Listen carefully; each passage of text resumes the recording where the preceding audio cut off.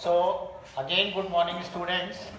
प्यारे बच्चों, आप सबका चेहरा देखकर मुझे बड़ी खुशी होती है। मुझे ऐसा लगता है मैं गार्डन में आ गया हूँ और वहाँ अलग अलग रंग के फूल खिले हुए हैं और उन फूलों को देखकर मन प्रसन्न हो जाता है। तो आप जानते हैं टीचर कई बार चाहता है अरे यार कौन पढ़ाए, लेकिन जब वो क्लास में आता है तो बच्चों को देख के उसके अंदर से अपने आप पढ़ाने की इच्छा निकल आती है। बच्चे भले ही ना पढ़ना चाहें पर टीचर आपको हमेशा पढ़ाने की कोशिश करता है। और मैं हर बार एक लाइन बोलता हूँ, पढ़ो, बहुत ज़रूरी है पढ़ना। मम्मी पापा कितना भी डांटें उनकी डांट को पॉजिटिवली लो। मैंने आपको एक बात सुनाई भी थी कि माता पिता को या माता पिता पर कम से कम उतना भरोसा जरूर करो जितना आप दवाइयों पर करते हो। ये दवाइयाँ कड़वी जरूर होती हैं लेकिन आपकी बीमारी को ठीक कर देती हैं।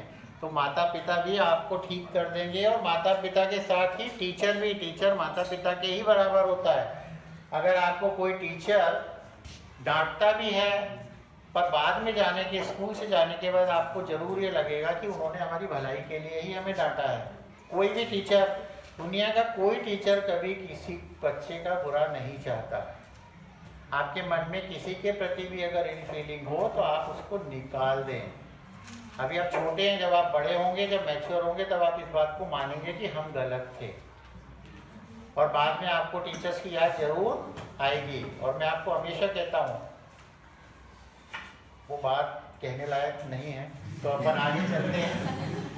मैं आपको रिफ्रैक्शन, इसके पहले मैंने TIR के बारे में बताया था और उसमें यहाँ पर मैंने N2 और N1 लिखा था। तो this is N2 and this is N1, इसको आप करेक्ट कर लें। This is N1 and this is N2। हमारी जो कोर है वो N2 होती है। तो जल्दी जल्दी में कई बार गलती हो जाती है, आप उसको ठीक कर लें। Now I am giving you very important derivation. और इस एक डेरिवेशन से 5 नहीं 6 डेरिवेशन होते हैं, लेंस मेकर फार्मूला भी। तो इसको बहुत ध्यान से आप समझे। एक मैं करवाऊंगा, बाकी आपको सब आ जाएंगे। Actually now we are discussing refraction through spherical surfaces. Spherical means एक स्फीयर लेंगे अब, but this time this sphere is not hollow, it is solid glass sphere. इसका सेंटर वही होगा, आपको मालूम है, सी सेंटर ऑफ कर्वेचर।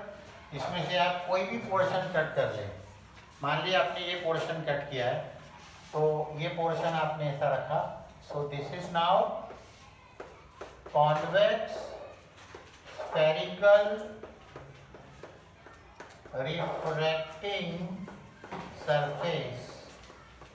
और अगर आपने इसको ऐसे रखा, ये वाला पोर्शन लिया, सो दिस इज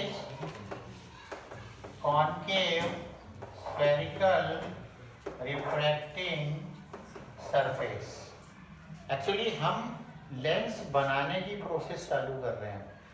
कैसे लोगों ने लेंस बनाए होंगे, तो लेंस बनाने के लिए उन्होंने सबसे पहले रिफ्रैक्शन को डिस्कस किया from spherical refracting surface and then they actually find a relation between. So ये रिलेशन बता रहा है, relation between UV R N1 and N2। Most important चीज है ये पहले बहुत पूछा जाता था, पिछले 2 सालों से ये नहीं आया, इसलिए इसके चांसेस बहुत ज़्यादा बढ़ गए हैं 2020 के अंदर। U object distance, image distance, radius of curvature, refractive index of air and refractive index of glass. तो सबसे पहले हम स्टार्ट करेंगे from rarer to denser medium. Rarer to denser, it means refraction is from rarer to denser. और इसमें सबसे पहले मैं ले रहा हूँ convex spherical refracting surface। यहाँ कॉन्वेक्स और कॉनकेव का फर्क बताता हूँ आपको। मिरर में कॉनकेव रियल बनाता था, कॉन्वेक्स वर्चुअल। अब दोनों की मृत्यु हो गई और उन्होंने नया जन्म लिया लेंस के रूप में, और अब उनकी कैरेक्टरिस्टिक्स अपोजिट हो गई। कॉन्वेक्स रियल बनाने वाला है और कॉनकेव वर्चुअल। तो कॉन्वेक्स का फर्स्ट मैं बना रहा हूं रियल इमेज के लिए। रियल इमेज सभी बच्चे जानते हैं कि when object is between focus and pole then image is virtual.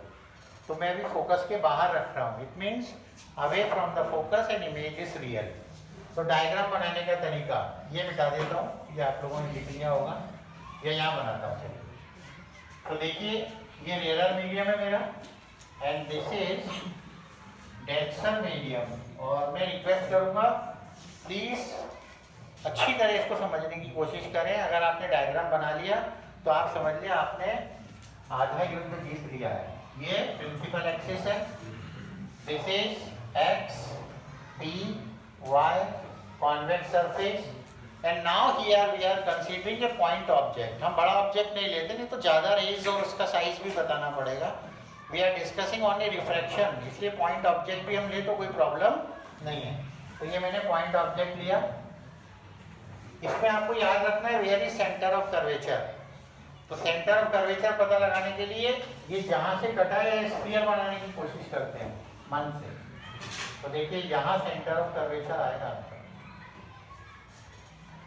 तो centre of curvature is right side. Now the ray is moving now from O point, ये हमारा ऑब्जेक्ट है।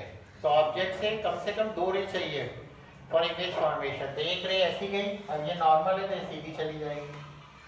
सेकेंड रे strikes here, this is point A, that is point of incidence. और point of incidence पे अब आपको डालना पड़ेगा नॉर्मल। तो नॉर्मल सेंटर ऑफ कर्वेचर से ड्रॉ करते हैं। ये देखिए आप, इसका नाम हो गया सी एन। मैं सब चीज़ें साथ में बनाता जा रहा हूँ। तो यहाँ से आपको एंगल ऑफ इंसिडेंस मिल जाएगा। Angle of incidence is between the normal and incident ray. तो ये वाला बन गया आपका आई। तो कई बच्चों के दिमाग में आता है ये वाला क्यों नहीं बना। ये वाला इसलिए नहीं बना बिकॉज ये रेयरर में भी है और डेंसर में भी है, जबकि एंगल ऑफ इंसिडेंस या तो सिर्फ रेयरर में होगा या सिर्फ डेंसर में। तो ये रेयरर से चलिए तो रेयरर में ही होगा। अब देखिए आपका रिफ्रैक्शन वाला कंसेप्ट काम आने वाला है कि when we move from rarer to denser, N2 है ये, N1। तो याद करो ग्लास स्लैब को ऊपर से नीचे तो बेंड टुवर्ड्स द नॉर्मल। तो ये नॉर्मल की तरफ बेंड हो जाएगी, ये बेंड हुई, चली यहाँ आ गई और यहाँ आके हमारी क्या बन गई image.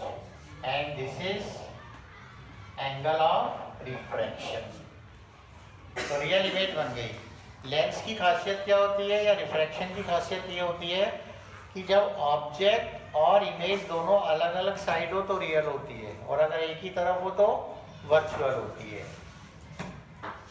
Incident ray forms an angle alpha with the principal axis, image forms an angle beta and C forms an angle gamma. तो गामा कई लोग के अलग होते हैं, मेरा गामा ऐसे ही है। और आप जानते हैं जब डेरिवेशन आप करते हैं तब आपको टेन थीटा लेना पड़ सकता है। तो टेन थीटा लेने के लिए आप यहाँ से परपेंडिकुलर डाल दें और इसका नाम हो जाएगा ए एम। ये ऑब्जेक्ट है, the distance of object from pole is U, distance of image from pole is V and from P it is PC यानी आर, रेडियस ऑफ कर्वेचर। तो देखो ये डायग्राम पूरा कंप्लीट हो गया। मैंने बराबर एरो भी बनाए, एरो आपके बनने चाहिए। डायग्राम कंप्लीट हो गया। अब मैं स्टार्ट कर रहा हूँ, आप ध्यान से सुने क्योंकि कई चीजें आपको खुद लिखनी पड़ेंगी। Consider a convex spherical surface, refracting surface X P Y. O is a point object and after refraction a real image I is formed. सिर्फ इतना लिखना है। O is a point object and after refraction a real image I is formed. Before deriving an expression, we assume the following 3 assumptions. Number 1, object should be point object. Object should be point object. Number 2, incident ray, refracted ray and normal they forms a very small angle with the principal axis. So sin theta is similar to tan theta is equal to theta. अब theta लो, tan theta लो, sin theta लो, सब same आएंगे क्योंकि angle बहुत small है. And last number 3, the aperture of the spherical refracting surface is very small. ये क्यों मैं aperture small ले रहा हूँ ये आपको समझ में आ जाएगा. Aperture is very small. अब ये सारी बातें हर डेरिवेशंस में कॉमन आएंगी यहाँ तक. और यहाँ सबसे पहले हम लगाएंगे हमारा स्नेल्स लॉ. तो स्नेल्स लॉ लगा रहा हूँ मैं, तो इसको मैं मिटा देता हूँ और डेरिवेशन स्टार्ट कर रहा हूँ. देखिए, from Snell's law. Snell's law आपको पता ही है. मैं एक और तरीका बताता हूँ. कई बार आपको पता नहीं लगता है कि किसके साथ किसका मल्टीप्लिकेशन हो रहा है, तो बहुत इजी तरीका बता रहा हूँ. I यहाँ पर है और यहाँ N1 है, तो N1 sin I equal to N2 sin R. देखो कितना अच्छा तरीका है. N1 sin I equal to N2 sin R. कोई चेंज नहीं है. तो sin I को हम I लिख देंगे क्योंकि हमने एजम्पशन लिया था कि एंगल बहुत स्मॉल है. तो N1 I equal to N2 R. This is equation number 1. सब डेरिवेशंस में मैक्सिमम में ये 3 डेरिवेशंस जो होंगे उसमें यही इक्वेशन 1 तक हम सेम आते हैं. तो आपको I और R की वैल्यू अब निकालनी है. तो यू ऑल नो I कहाँ, यहाँ देखो एक्सटीरियर एंगल है. और मैं आपको याद कराता हूँ, पहले मैं आपको समझाता हूँ I एक्चुअली कैसे पता लगाते हैं, कौन से ट्रायंगल से. तो I देखो यहाँ से शुरू है, तो एक तो ये लाइन देखो कहाँ तक जा रही है, C तक, और यहाँ खत्म है. तो ये लाइन कहाँ तक जा रही है, O तक. तो ट्रायंगल बन गया AOC. जिसको ये याद नहीं होता हो उसके लिए तरीका है कि AC तो सब में आएगा दोनों ट्रायंगल में. जब आप I ले रहे हैं तो ऑब्जेक्ट आएगा, और जब आप इमेज ले रहे हैं तो I आएगा. तो सबसे पहले हम कौन सा ट्रायंगल लेने वाले हैं, इन ट्रायंगल AOC. I को हमने देखा, I is outside the triangle, इसे बोलते हैं एक्सटीरियर एंगल थ्योरम. तो I इक्वल टू हो गया अल्फा प्लस गामा. कौन सी थ्योरम, एक्सटीरियर एंगल थ्योरम. ये नाम ही लिखेंगे तो चलेगा. और I equal to tan alpha plus tan gamma. क्यों लिख दिया मैंने, बिकॉज एजम्पशन है. और tan क्यों लिया, tan is very easy to take perpendicular upon base. हम कभी भी ये वाली बेस लेते ही नहीं है, हम हमेशा परपेंडिकुलर और बेस लेते हैं. तो tan अल्फा देखिए, tan अल्फा, तो ये राइट एंगल ट्रायंगल बना. आपको याद होगा मैंने परपेंडिकुलर बनाया था AMO. तो perpendicular AM and base is MO या OM. तो AM अपॉन MO और tan गामा, ये है tan gamma, AM upon MC. AM upon MC. This is equation number 2. अब हम आ जाते हैं R निकालने के लिए. I निकल गया, तो R के लिए ट्रायंगल लेंगे AIC. मैंने आपको बताया था AC तो आपको सबके साथ लेना ही है, ये आपको धीरे से याद भी हो जाएगा. सो इन ट्रायंगल AIC में आप देखें तो R इनसाइड है, बीटा इनसाइड है और गामा बाहर है. तो गामा बाहर है, तो gamma equal to R plus beta, और हमें R निकालना है. तो R is equal to gamma minus beta. So R is equal to tan gamma minus tan beta. अब tan गामा ले लो, अभी हमने tan गामा लिया था, देखो triangle AM upon MC minus tan beta ले लो, AM अपॉन MI. ये तैयार हो गया. अब आप देख रहे हैं आपका सब कुछ तैयार है, सिर्फ कढ़ाई में डालना है और मिलाना है, और बढ़िया आपका नाश्ता तैयार, जो आप बिल्कुल मैगी या मंचूरियन नहीं खाएंगे. यस, कुछ एनी प्रॉब्लम, नो. तो तीनों इक्वेशन है आपके पास. अब इन तीनों इक्वेशंस को हम मिक्स कर देंगे. From equation 1 2 and 3। तो यहाँ n1 का n1, अब मैं i की वैल्यू रखूंगा। देखो i की वैल्यू क्या है, am upon mo plus am upon mc n2 am upon mc minus am upon mi। Sorry, आप अगर यहाँ देखें तो इधर भी am कॉमन आएगा और इधर भी am कॉमन आएगा, तो am बचेगा क्या, n1 upon mo plus n1 upon mc n2 upon mc minus n2 upon mi। अब mc एक तरफ कर लो और mi एक तरफ। तो मैं थोड़ी जगह बना लेता हूँ, जगह कहाँ बनाऊँ, यहाँ बना लेता हूँ, चलेगा? आप इसको मूव कर लें। n1 upon mo,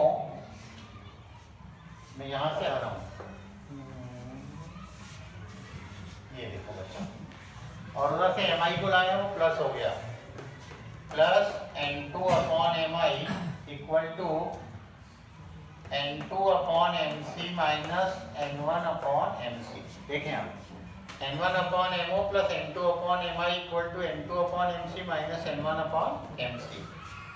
now n1 upon mo plus n2 upon mi, और यहाँ mc कॉमन आ रहा है, नीचे एलसीएम ले लेंगे, n2 minus n1 upon mc। अब यहाँ पर आने के बाद आपको सब्स्टिट्यूशन करना है, पर आपको पता है कि all distances are always measured through pole. p के बिना आप काम नहीं कर सकते, p तो चाहिए ही, क्योंकि p फिजिक्स में भी है, तो बिना p के काम नहीं होता। तो इसको p कैसे बनाया, हमने थर्ड एजम्पशन लिया था, aperture is very small, aperture is very small. तो अपर्चर अगर स्मॉल होता है तो p और m बहुत पास होते हैं, मतलब m को p लिख सकते हैं, p को m लिख सकते हैं। तो as aperture is very small, therefore m lies very close to p। तो जहाँ जहाँ m है वहाँ मैं p लिख सकता हूँ। तो मैं बड़े आराम से चलता हूँ, इसमें कोई रटने वाला काम होना नहीं चाहिए। आप यहाँ आए, यहाँ दिखा आपको mo, तो आप लिख दो mo, और mo को क्या लिख दो, po। फिर आपको दिखा mi को लिख दो pi। फिर आपको mc दिखा, उसको लिख दो pc। चलो कर दो substitute, n1 upon po plus n2 upon pi equal to n2 minus n1 upon pc। अब सब p के हो गए, तो अब आप आसानी से क्या कर सकते हैं, इनका सब्स्टिट्यूशन।